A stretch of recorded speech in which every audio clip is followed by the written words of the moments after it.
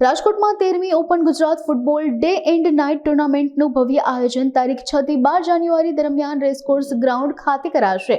તેમજ આ આયોજન રાજકોટ સિટી પોલીસ અને એહસાસ ટ્રસ્ટના સંયુક્ત ઉપક્રમે કરવામાં આવશે. આ સાથે જ રાજ્યમાં અને પોલીસ વિભાગમાં રમતગમતના ઉત્થાન અને પ્રોત્સાહનના ઉદ્દેશ્ય સાથે સમગ્ર આયોજન કરવામાં આવશે. તેમજ ટુર્નામેન્ટમાં જીતનાર ચેમ્પિયન ટીમને 1 લાખનું ઇનામ આપવામાં આવશે.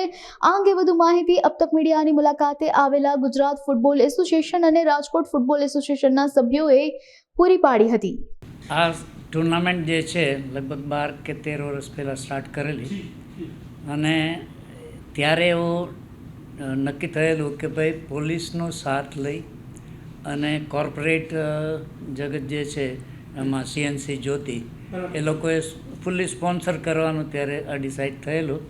અને ગીતા ઝોહરી મેડમ પોલીસ કમિશનર હતા અહીંયા અને એમના સાથ અને સહકારથી પ્લસ રાજકોટ સિટીના જે કર્મચારી છે અથવા તો પોલીસ દળ જે છે એ લોકોનો સાથ અને સહકાર લઈને આ ટુર્નામેન્ટનું આયોજન કરવામાં આવેલું. હવે સ્પોર્ટ્સ જે છે એ તો દરેક માટે છે, એવું નથી કે પોલીસ કે બીજા દળ માટે ના હોય, પણ જોવાનું એ રહે છે કે પોલીસને આટલી સખ્ત ડ્યુટી કરતાં પણ આમાં ભાગ લઈ અને એ લોકો બતાડે છે કે ભાઈ પબ્લિકની સાથે એ લોકો મિક્સ થઈ શકે, પબ્લિક માટે આ એક કરી શકે એમ છે. અને આપને જણાવું કે PK દત્તા સાહેબ હતા એ ત્યારે DSPની પોસ્ટ હતી, ત્યારે એમને પ્યોરલી સ્પોર્ટ્સમેનને રિક્રુટ કરેલા અને એ રિક્રુટમેન્ટ પછી કોઈ રિક્રુટમેન્ટ પોલીસમાં એઝ એ સ્પોર્ટ્સમેનનું થયું જ નથી. એટલે ત્યારે પોલીસની ટીમ એવી સુંદર દેખાવ કરતી હતી ટુર્નામેન્ટમાં કે એ લોકોનો DG કપ રમાય. એ DG કપમાં એ લોકો સ્ટેટ ચેમ્પિયન થયેલા અને એના હિસાબે જે નવા રિક્રુટ થયા અને સારું એવું પરફોર્મન્સ એ લોકો આપ્યું એટલે દત્તા સાહેબે દર વખતે થોડા સ્પોર્ટ્સમેન લેવાના એ ડિસાઇડ કરેલું. હવે એમાં ફૂટબોલ જ નહીં, એમને કુસ્તીના પણ લીધેલા છે, મને ખબર છે. કુસ્તીના છે, ક્રિકેટના છે, હોકીના ખેલાડીઓ. એટલે ત્યારે જે સ્પોર્ટ્સ રમતા એના વાલીઓ એમ કહેતા કે ભાઈ સ્પોર્ટ્સ રમીને શું મળવાનું છે, કાંઈ નથી મળવાનું. અત્યારે પરિસ્થિતિ એવી થઈ છે કે મા બાપ એમ કહે છે ભાઈ તું સ્પોર્ટ્સ રમવાનું છોડી દે, તને કાંઈ 2 પૈસા નથી મળવાના કે નોકરી નથી મળવાની. અને ખરેખર પરિસ્થિતિ અત્યારે એવી આવી ગઈ છે કે પહેલાં તો પોલીસમાં આ લોકો રિક્રુટમેન્ટ સ્પોર્ટ્સમેનને રિક્રુટ કરતા, પછી રેલવેઝ છે એ લોકોએ રિક્રુટ કરતા સ્પોર્ટ્સમેનને, AG ઓફિસ છે, કસ્ટમ્સ છે, ઇન્કમટેક્સ છે, આ બધી ઓફિસો સ્પોર્ટ્સમેનને રિક્રુટ કરતી. એટલે આ હાલની સ્થિતિ એવી છે કે આ રિક્રુટમેન્ટ જે છે બધી ઓલ ઇન્ડિયા લેવલે થઈ ગયેલું છે. હવે ઓલ ઇન્ડિયા લેવલમાં ગુજરાતના ખેલાડીઓ ક્યાંય ઊભા રહી શકતા નથી. એના હિસાબે એ લોકોનું સિલેક્શન થતું નથી. ઉલટાનું બહારના ખેલાડીઓ ગુજરાતમાં એપોઇન્ટમેન્ટ લઈ લે છે સ્પોર્ટ્સ કોટામાં. હા, એટલે આ મોટામાં મોટો લોસ ગુજરાતના ખેલાડીઓને થાય છે.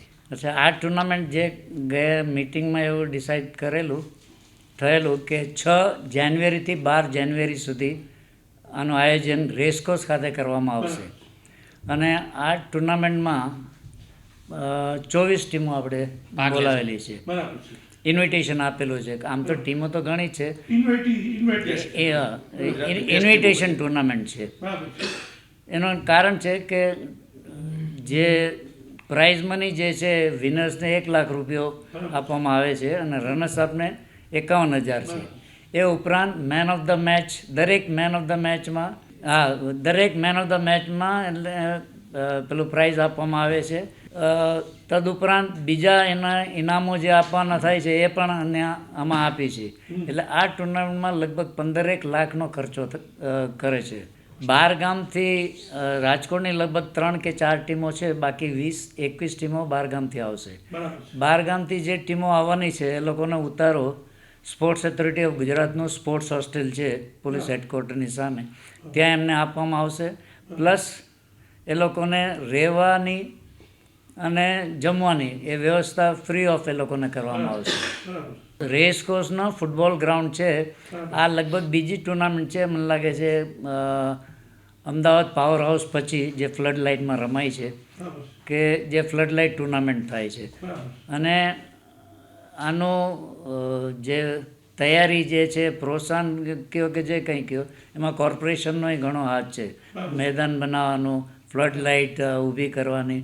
પણ મારે અહીંયા ફ્લડ લાઇટ વિશે કહેવાનું રહે છે કે જે ફ્લડ લાઇટમાં ત્યારે રમાડી છે એ પૂરતી નથી.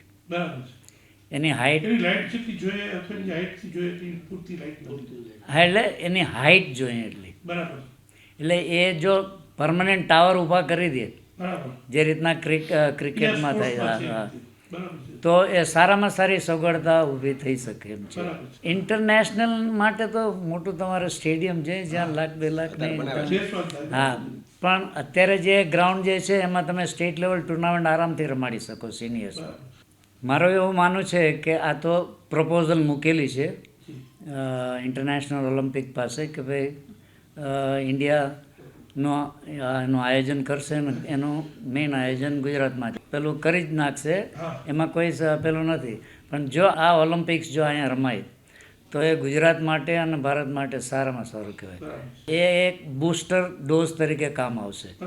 એના હિસાબે બીજા ખેલાડીઓ જોશે અને તૈયાર થશે. હા, એ આ ફ્રી ઓફ જ હોય છે લગભગ તો, અમુક ગેમ સિવાય, બાકી આ ફ્રી જ હોય છે બધાને. અને ગમે પબ્લિક આવી શકે. અને પ્લસ આ લોકોનું ટેલિકાસ્ટિંગ જે થાય છે એ વર્લ્ડ વાઇડ થાય. મારી એક અપીલ છે રાજકોટની ફૂટબોલ પ્રેમી જનતાને કે આ ટુર્નામેન્ટ ફ્રી ઓફ છે, ત્યાંના મેચેસ કરવામાં આવે છે કે જ્યારે તમે ફ્રી હો છો અને આવી શકો એમ છો. સ્કૂલ કોલેજના અને ખાસ કરતાં સ્પોર્ટ્સમાં સંકળાયેલા વ્યક્તિઓ અને સ્પોર્ટ્સ ટીચરો આ મેચેસ નિહાળવા માટે ચોક્કસ એ લોકોને મેદાન ઉપર લઈ આવો, જેથી કરીને એ લોકો પ્રોત્સાહિત થાય અને પોતાનું ભવિષ્ય જો એ વિચારે તો આમાં ઘડી શકે. આજની એક છેલ્લી વાત હું આપને કહી દઉં કે ઇન્ડિયન સુપર લીગ રમાય છે નીતા અંબાણીના અંડરમાં. એમાં જો એ 3 કે 4 મહિનાની જ હોય છે, પણ એની અંદર ઇન્ડિયન ફૂટબોલર 70 થી 80 લાખ કમાય છે. ઓપોર્ચ્યુનિટી છે સારા ટોપ ક્લાસ ફૂટબોલર્સ માટે. અને બહારના જે લોકો રમે છે એમાં આવે 1.5-2 કરોડની આસપાસ.